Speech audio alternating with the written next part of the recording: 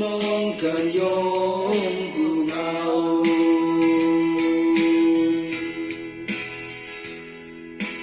wang pe tu tia wang ken kan pai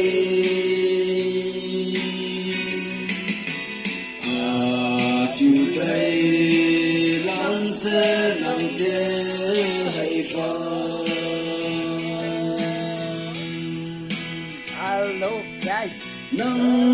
chu tay xin long bài xe itu kan itu kan kalau ada dulu mana ada gue ya ini kan saya opsi lagi yang saya lagi bukan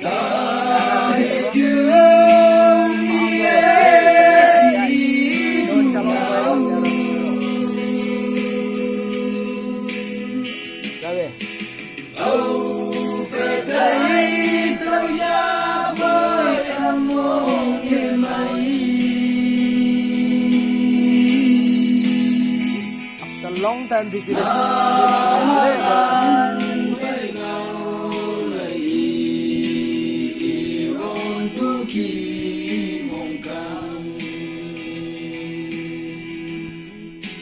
full di lowong na baru kilo itu short di lowong kalau ambil kan juga kilo itu full lebih ekai